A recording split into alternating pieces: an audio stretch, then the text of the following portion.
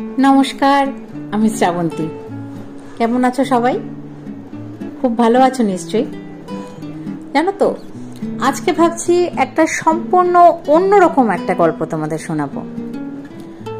আমরা হয়তো কম বেশি সকলেই কখনো না কখনো এরকম পরিস্থিতির সম্মুখীন হয়তো হয়েছি, কিন্তু সেই সকল পরিস্থিতিতে নিজের উপস্থিত বুদ্ধির পরিচয় দিয়ে কিভাবে বেরিয়ে আসা যায়, চলো আজকে এরম ধরনের একটা ঘটনা আমরা শুনে নিই। তাহলে আজকের গল্প সম্পূর্ণ ভিন্ন স্বাদের অন্য একটি গল্প। আর দেরি না করে চলো শুনে ফেলা যাক আজকের গল্প, নতুন মেয়েটি।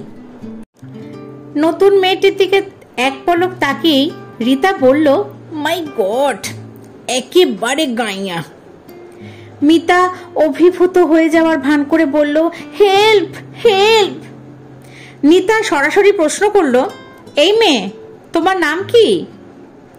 সহজভাবে সে জবাব দিল, অন্নপূর্ণা। রীতা আবার বলল, মাই গড।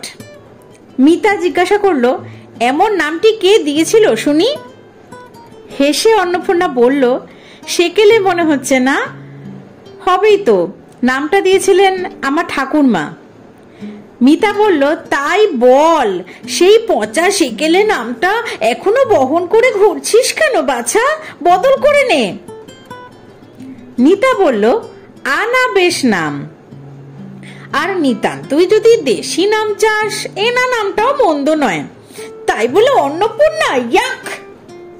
না না না না, একেবারে অচল, বদলে ফেল, বদল করে ফেল। বিন্দু মাত্র অপ্রস্তুত না হয়ে অন্নপূর্ণা বলল, তা কি হয়? ঠাকুমার দেওয়া নাম কি বদল করতে পারি বল? তোমাদের কার কি নাম? রীতা বিকৃত মেম সাহেবী উচ্চারণে বলল, আমি রীতা। আমার ডান পাশে মিটা মিটার, আর বাঁ পাশে নিটা বাসু।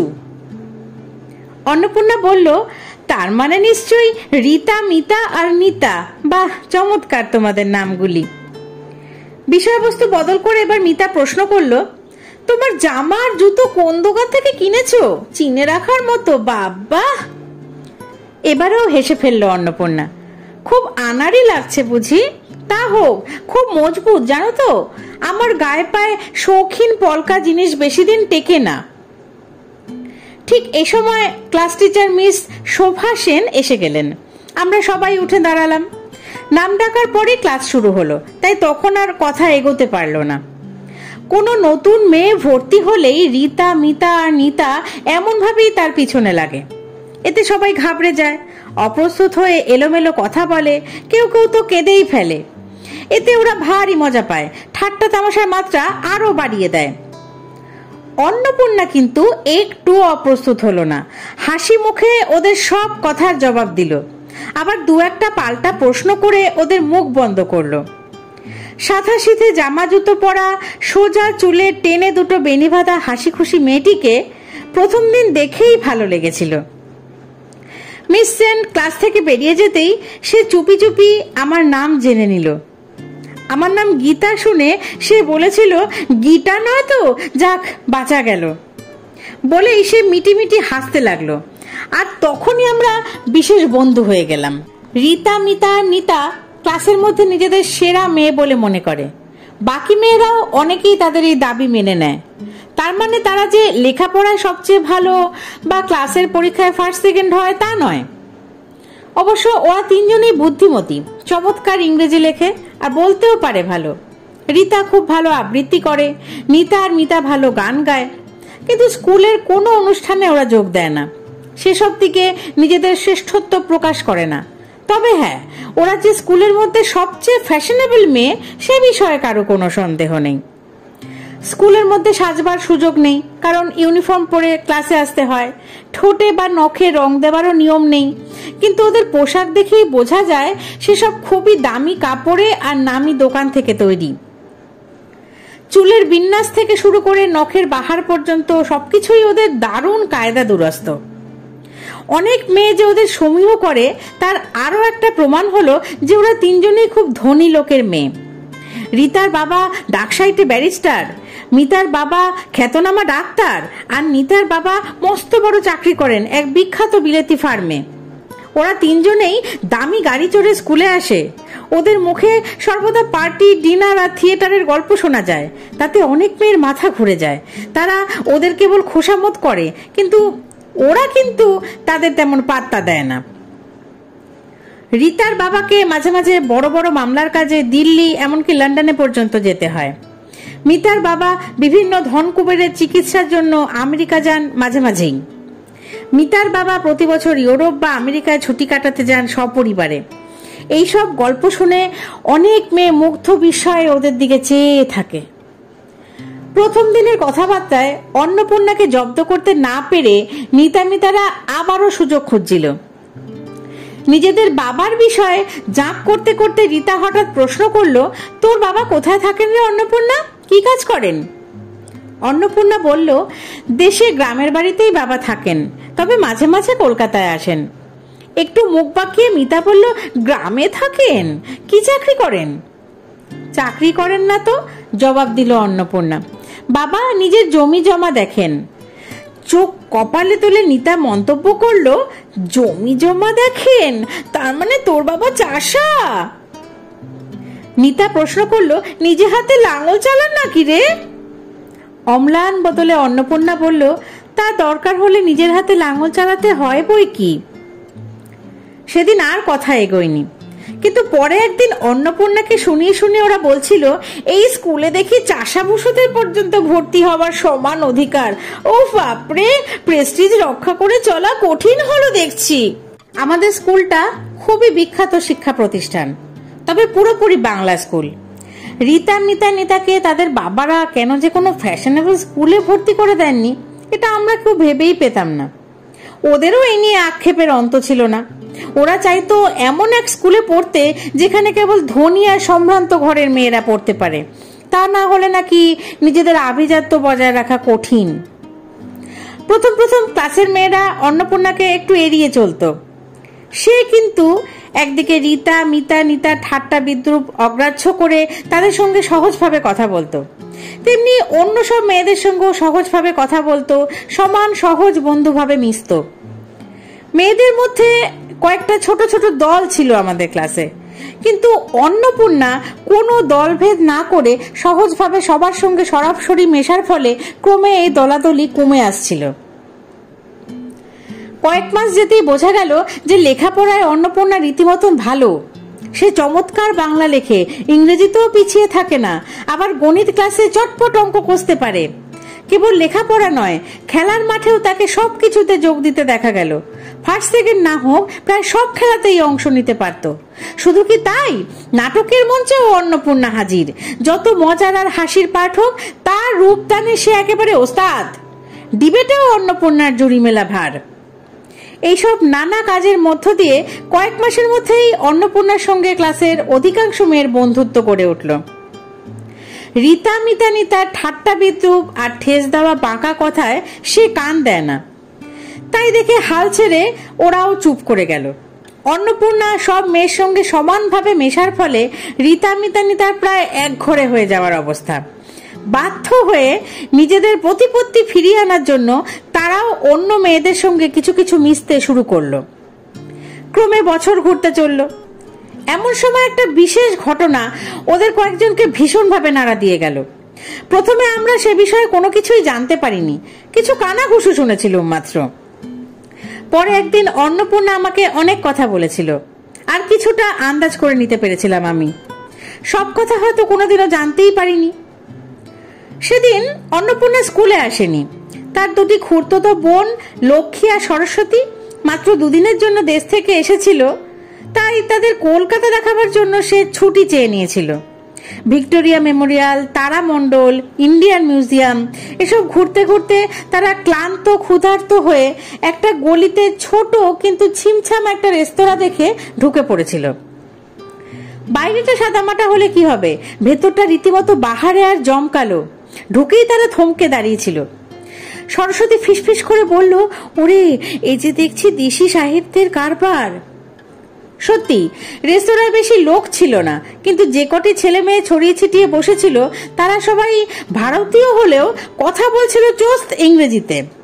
তাদেরকে কিন্তু খুব বেশি খেতে দেখা গেল না, তারা সবাই নিবিষ্টভাবে ধূমপান করছিল। সেই সিগারেটগুলিও কেমন নতুন ধরনের ছিল। হঠাৎ অন্নপূর্ণা লক্ষ্য করলো যে একটা টেবিলে বেশ জাঁকিয়ে বসে আছে রীতা, মিতা আর নিতা, সঙ্গে আরো একটি মেয়ে আর দুটি ছেলে। যেমন বাহারে তাদের সাজ পোশাক, তেমনি তাদের উগ্র প্রসাধনের ঘটা।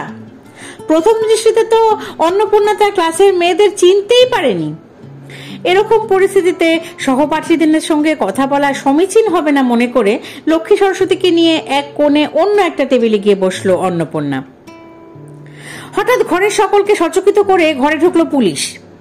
অন্নপূর্ণারা ভেবেছিল যে তারাও বুঝি খেতে এসেছে, কিন্তু অন্য ছেলে মেয়েদের মধ্যে হঠাৎ বিশেষ চাঞ্চল্য লক্ষ্য করে তারা বুঝেছিল যে গুরুতর কিছু একটা ঘটতে চলেছে। পুলিশ অফিসারটি প্রথমে খুব গম্ভীরভাবে নির্দেশ দিলেন যেন সকলেই যে যার জায়গায় স্থির হয়ে বসে থাকে, কেউ যেন উঠে যাওয়ার চেষ্টা না করে। মালিকের খোঁজ পাওয়া গেল না। রেস্তোরাঁর কর্মচারীদের সাহায্যে পুলিশরা সমস্ত টেবিল থেকে খাদ্য আর সিগারেটের নমুনা সংগ্রহ করতে লাগলো। আচমকা এরকম একটা হামলা হওয়াতে ছেলেমেয়েরা প্রথমে সবাই হকচকিয়ে গিয়েছিল। প্রথমে তারা প্রবল আপত্তি জানালো যে ব্যক্তিগত স্বাধীনতায় হস্তক্ষেপ করবার কোনো অধিকার নেই পুলিশের। খুব চেঁচামেচি আর তর্কাতর্কি চলতে লাগলো। রীতা, মিতা আর নিতা উত্তেজিত হয়ে পুলিশ অফিসারটিকে খুব শাসাচ্ছিল। তারা বলছিল যে তিনি নিজের অধিকারের সীমা ছাড়িয়ে যাচ্ছেন, বিনা কারণে স্বাধীন নাগরিকদের অপমান করছেন। এর জন্য নাকি তাকে নিজেকেই বিপদে পড়তে হবে, ওপরওয়ালার কাছে জবাবদিহি করতে হবে, হয়তো তাদের চাকরি নিয়েও টানাটানি হবে। নিজের ভালো চাইলে সেই পুলিশ অফিসারটি যেন এখনই সকলকে ছেড়ে দেন। অফিসারটি তখন ঠান্ডা মেজাজে ওদের দিকে একটা রাইটিং প্যাড এগিয়ে দিয়ে গম্ভীরভাবে বললেন তারা যেন এতে তাদের নাম, ঠিকানা, অভিভাবকদের নাম ও ফোন নাম্বার লিখে দেয়। অভিভাবকদের সঙ্গে 5 মিনিট কথা বলে তিনি তাদের চলে যাওয়ার অনুমতি দেবেন। অন্নপূর্ণার মনে হলো উগ্র প্রসাধনের আড়ালে রীতা, মিতার, নিতার মুখগুলো পাংশু হয়ে গেল। গলার সুর নামিয়ে এনে তারা বলল যে তারা তো কোনো অপরাধ করেনি, মিছিমিছি নিজেদের নাম ঠিকানা লিখতে হবে কেন, আর অভিভাবকদের নিয়ে বা টানাটানি কেন করা হবে। অন্নপূর্ণা প্রথমে থতমত খেয়ে গিয়েছিল। কিছুক্ষণ পরিস্থিতি লক্ষ্য করার পরে সে অফিসারের সামনে এগিয়ে এসে বিনীত অথচ দৃঢ় স্বরে বলল, আমরা কজন একই স্কুলের ছাত্রী, আর এই দুটি আমার বোন 2 দিনের জন্য গ্রাম দেখতে এসেছে। সত্যি আমরা কোনো অপরাধ করিনি, অনুগ্রহ করে আমাদের যেতে দিন। একবার অন্নপূর্ণার দিকে, একবার রীতা, মিতা, নিতার দিকে তাকিয়ে পুলিশ অফিসারটি বললেন, একই স্কুলের ছাত্রী? কি নাম স্কুলের? স্কুলের নাম বলার পরে অন্নপূর্ণা বলল, আজ আমরা বিশেষ কারণে স্কুলে যেতে পারিনি, তাই স্কুলের পোশাক পরিনি। অফিসারটি খুব গম্ভীর হয়ে গিয়ে বললেন, জানেন এটা কত কুখ্যাত রেস্তোরাঁ, এখানে কারা আসে, কি খায় তার খবর রাখেন? অমন ভালো স্কুলের ছাত্রী হয়েও আপনারা এখানে এসেছেন? ছি ছি ছি, কি লজ্জার কথা। লক্ষ্মী আর সরস্বতী থরথর করে কাঁপছিল ভয়ে আর লজ্জায়।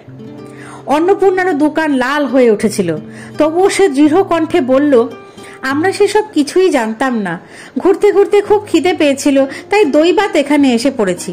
একথা আপনাকে বিশ্বাস করতেই হবে স্যার। স্বীকার করছি যে খুব ভুল করেছি, এখন আমাদের সেই ভুলটা শুধরে চলে যেতে দিন। অন্নপূর্ণার দৃঢ়তায় অফিসারটি কিছুটা নরম হলেন, বললেন, বেশ, আপনার কথাই না হয় বিশ্বাস করলাম যে আপনারা কিছু না জেনে ভুল করে এরকম একটা জায়গায় এসে পড়েছেন। এখন নিজেদের ভুল বুঝতে পেরে চলে যেতে চাইছেন, তাহলে এটুকুই লিখে তার নিচে নিজেদের নাম সই করে ঠিকানা লিখে দিন, তারপর না হয় আপনাদের ছেড়ে দেব। অন্নপূর্ণার দেখা দেখি লক্ষ্মী আর সরস্বতীও ওই কথা লিখে সই করে দিল। রীতা, মিতা, নিতাও মাথা নিচু করে কাঁপা হাতে মুছ লেখা লিখে দিল। ওদের বন্ধুরা তো আগেই ঘরের অন্যদিকে সরে পড়েছিল। এবার নরম সুরে অফিসারটি বললেন, আচ্ছা নমস্কার, এবার বাড়ি যেতে পারেন। মনে রাখবেন আপনারা আজ খুব বিপদে পড়তে পারতেন, বাধ্য হয়ে তাই আমাদের কষ্ট দিতে হলো আপনাদের, কিছু মনে করবেন না। প্রতি নমস্কার জানিয়ে অন্নপূর্ণা বলল, ধন্যবাদ বলে সে ঘর থেকে বেরিয়ে রাস্তায় নেমে পড়ল। রীতা, মিতা, নিতাও অফিসারের দিকে না তাকিয়ে রাস্তায় বেরিয়ে এলো। বাইরে এসে মিতা বলল, বেশ বুদ্ধি করে ম্যানেজ করেছিস অন্নপূর্ণা, অফিসারটা বড্ড বার বেড়েছিল। অন্নপূর্ণা বলল, ওর কোনো দোষ নেই রে, শুনেছি ওদের উপর হুকুম হয়েছে যে যেন এই ধরনের রেস্তোরাঁর উপর কড়া নজর রাখেন। আমরাই না জেনে শুনে ফাঁদে পা দিয়ে দিয়েছিলাম। তার মুখের কথা শেষ হবার আগেই ওরা শুনল, এই যে মেয়েরা, এদিকে এসো, আমার সঙ্গে চলো। পরিচিত কণ্ঠস্বর শুনে ফিরে তাকিয়ে ওরা দেখলো যে ওদেরই ক্লাস টিচার মিস সেন ওদেরকে ডাকছেন। পিছনে স্কুলের দুটি বেয়ারা, আমাদের পাশেই দাঁড়িয়ে আছে স্কুলের ছোট বাসটা। এই অপ্রত্যাশিত ঘটনায় মেয়েরা এত অবাক হয়ে গেছিল যে বিনা প্রতিবাদে তারা যন্ত্রচালিতের মতন গিয়ে মিস সেনের পিছন পিছন গিয়ে সোজা হেডমিস্ট্রেসের ঘরে গিয়ে ঢুকেছিল। কিভাবে যে তখনই খবর পেয়ে হেডমিস্ট্রেস এই ব্যবস্থা করতে পেরেছিল সেটা মেয়েদের কাছে খুবই বিস্ময়কর বলে মনে হয়েছিল। তাদের জানা ছিল না যে স্কুল কলেজের ছেলে মেয়েদের বিভিন্ন ধরনের ড্রাগ ব্যবহার আর নেশা করবার প্রবণতা দমনের কাজে হেডমিস্ট্রেস একটা বড় ভূমিকা নিয়েছিলেন, আর পুলিশের এই বিশেষ বিভাগের সঙ্গে যোগাযোগ রেখে চলতেন তিনি। উপস্থিত অন্য সকলকে বিদায় দিয়ে হেডমিস্ট্রেস ঘরের দরজা বন্ধ করলেন, আর তারপর মেয়েদের দিকে ফিরে খুব গম্ভীর স্বরে বললেন, এবার তোমাদের কথা শুনবো। তুমি কি বলতে চাও অন্নপূর্ণা? অন্নপূর্ণা বলল, বড়দি, আমি তো আজ স্কুল থেকে ছুটি নিয়েছিলাম। এই দুটি আমার খুড়তুতো বোন লক্ষ্মী আর সরস্বতী মাত্র দুদিনের জন্য দেশ থেকে এসেছে, তাই স্কুল থেকে ছুটি নিয়ে ওদের কলকাতা দেখাচ্ছিলাম। কলকাতা দেখাবার নামে অমন একটা বৃষ্টির জায়গায় ওদের নিয়ে যাওয়াটা কি খুবই প্রয়োজন ছিল? হেডমিস্ট্রেসের কড়া কথার উত্তরে অন্নপূর্ণা বিনীতভাবে বলল, দিদি বিশ্বাস করুন, আমরা বুঝতেই পারিনি যে রেস্তোরাঁটা ভালো নয়। ঘুরতে ঘুরতে ক্লান্ত আর ক্ষুধার্ত হয়ে আমরা ওখানে ঢুকে পড়েছিলাম। এখন বুঝেছো তো যে কলকাতা শহরে না জেনে শুনে যখন তখন যেখানে সেখানে ঢুকে পড়াটা মোটেও নিরাপদ নয়। বুঝেছি দিদি, আমাদের অনেক শিক্ষা হয়েছে, কথা দিচ্ছি আর কোনোদিন এমন বোকামি করব না। ভালো কথা, প্রতিশ্রুতি মনে থাকে যেন। এরপরে রীতা মিতা নিতার দিকে তাকিয়ে হেডমিস্ট্রেস কঠিন কণ্ঠে বলল, তোমরা কেউ যে ছুটির জন্য দরখাস্ত করেছিলে এমন কথা তো মনে পড়ছে না আমার। ওরা স্বীকার করতে বাধ্য হলো যে ওরা কেউ ছুটি চায়নি, স্কুলে আসবে বলে বাড়ি থেকে বেরিয়েছিল। ওদের সাজ পোশাক আর প্রসাধন আপাতমস্তক দেখে নিয়ে হেডমিস্ট্রেস বললেন, এই বেশে তোমরা স্কুলে আসছিলে? ওরা আরক্ত মুখে স্বীকার করলো যে ওরা স্কুলের পোশাকেই যে যার বাড়ি থেকে বেরিয়েছিল, কিন্তু ওদের স্কুল ব্যাগে বই খাতার পরিবর্তে ছিল সেই সব বাহারি পোশাক। স্কুলে না এসে রীতার বাড়ি গিয়ে তারা যে যার গাড়ি ছেড়ে দিয়েছিল, তারপর সাজগোজ করে ট্যাক্সি নিয়ে বেরিয়ে পড়েছিল। কোনো এক বান্ধবীর কাছে তারা এই রেস্তোরাঁর নাম শুনেছিল, নতুনত্বের সন্ধানে তারা মজা দেখতে সেখানে গিয়েছিল। স্কুল থেকে অনুমতি না নিয়ে স্কুলের দিনে স্কুলে না এসে ওরকম একটা বিশ্রী জায়গায় যেতে তোমাদের লজ্জা করলো না? হেডমিস্ট্রেসের প্রশ্নের উত্তরে ওরা বলে ফেললো যে স্কুলে এত নিয়ম কানুনের কড়াকড়ি যে ওদের ভালো লাগে না, তাই স্কুল পালিয়ে উত্তেজনার সন্ধানে ওরা সেখানে গেছিল। তাহলে এই স্কুল ছেড়ে যেতে তোমাদের খারাপ লাগবে না, কি বলো? ও ম্যাডাম, আমাদের তাড়িয়ে দেবেন? তাহলে লোকের কাছে মুখ দেখাবো কি করে? এতদিন জোর গলায় এই স্কুলের সমালোচনা করেছিল ওরা, কিন্তু এখন স্কুল ছেড়ে যাওয়ার প্রস্তাবে ওদের মনে হলো যেন মনের গোপনে ওরা স্কুলটাকে ভালোবেসে ফেলেছে। নিন্দেটা অনেকটাই মুখের কথা। হেডমিস্ট্রেস আরো কড়া গলায় বললেন, তাই বলো, তোমরা নিশ্চিন্ত ছিলে বেশ স্কুল পালিয়ে মজা করবে, কেউ জানতেও পারবে না। এখন ধরা পড়ে গিয়ে ভয় হচ্ছে যে তাড়িয়ে দিলে লোকের কাছে মুখ দেখাতে পারবে না। এটাই তবে আসল চিন্তার কারণ। হঠাৎ অন্নপূর্ণা এগিয়ে এসে ঝোঁকের মাথায় বলে উঠল, দিদি কিছু মনে করবেন না, আমাকে কিছু বলতে দিন দয়া করে। আমাদের মতন ওরাও তো না জেনেই এই কুখ্যাত জায়গায় গিয়ে পড়েছিল। স্কুল পালিয়ে যাওয়াটা খুব অন্যায় হয়েছিল। ওদের যদি তাড়িয়ে দেন তাহলে শুধু ওদের নয়, আমাদেরও খুব খারাপ লাগবে। তাছাড়া যদি ওদের তাড়িয়েই দেন তাহলে ওরা নিজেদের শুধরে নেওয়ার সুযোগই তো পাবে না। ওরা সেদিন অনেকক্ষণ হেডমিস্ট্রেসের ঘরে ছিল, ঠিক কি কি কথা হয়েছিল সব কথা জানতে পারিনি। তবে অন্নপূর্ণার কাছে শুনেছিলাম যে ওরা প্রত্যেকে নিজেদের অপরাধ স্বীকার করে হেডমিস্ট্রেসের কাছে বিনীতভাবে ক্ষমা চেয়েছিল, আর লিখিত প্রতিশ্রুতি দিয়েছিল যে ভবিষ্যতে আর কোনোদিনও তারা এরকম ব্যবহার করবে না। সেদিন যে ঠিক কি ঘটেছিল সেটা স্কুলের অন্য মেয়েরা কোনোদিন জানতে পারেনি।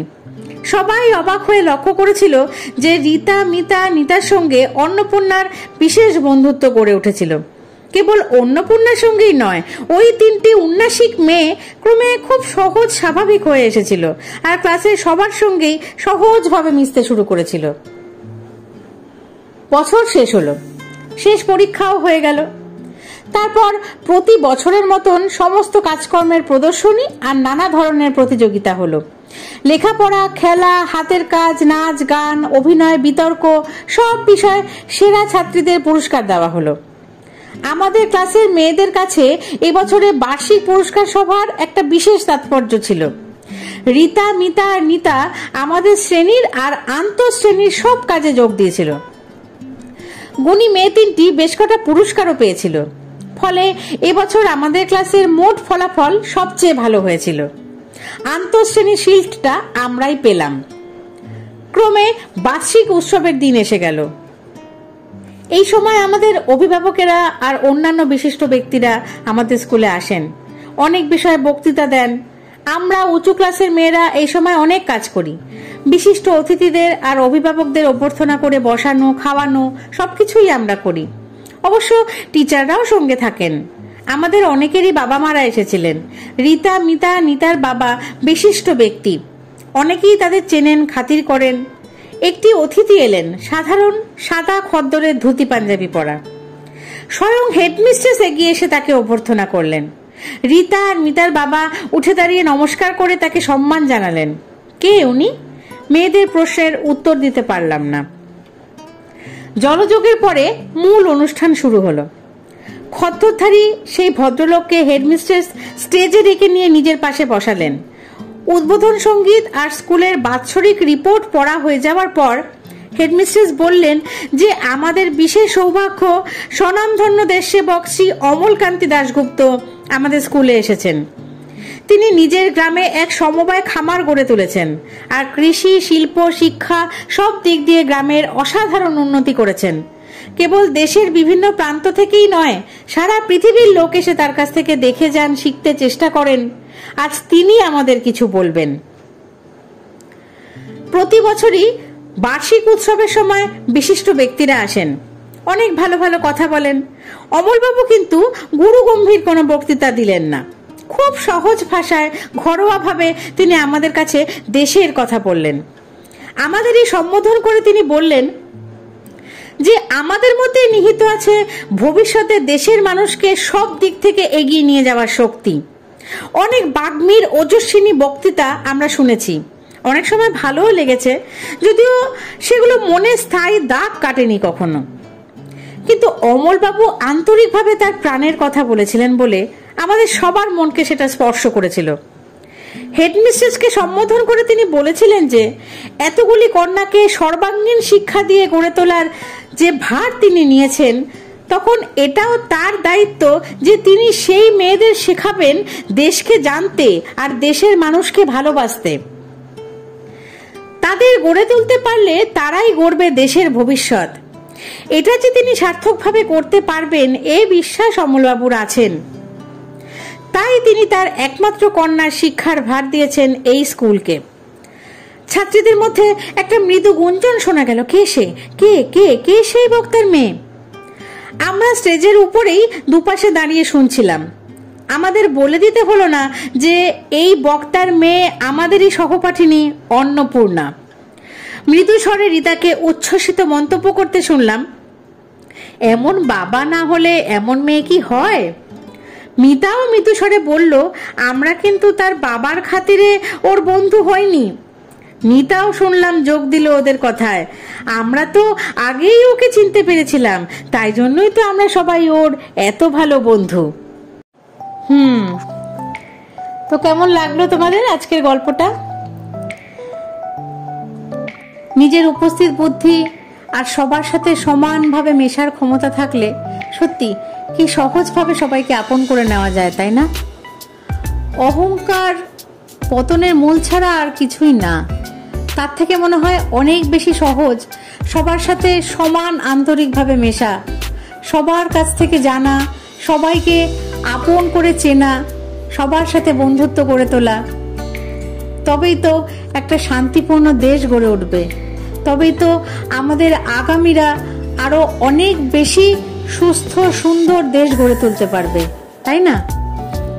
আমার তো খুব ভালো লাগলো আজকের গল্পটি পাঠ করে। তোমাদের কেমন লাগলো কমেন্ট করে আমাকে জানিও। চেষ্টা করলাম আজকে সম্পূর্ণ ভিন্ন স্বাদের একটি গল্প তোমাদেরকে উপহার দেওয়ার। আর আমার এই গল্পটি যদি তোমাদের সবার ভালো লাগে তাহলে প্লিজ লাইক, শেয়ার আর কমেন্ট করতে ভুলো না। আর সাবস্ক্রাইব করে বেল আইকনটি প্রেস করতেও ভুলো না। তাহলে বং বাংলা ন্যারেটিভসের তরফ থেকে আবার আগামী দিন তোমাদের জন্য থাকবে আবার অন্য আরেকটি গল্প। আজকের মতো এ পর্যন্তই। ধন্যবাদ।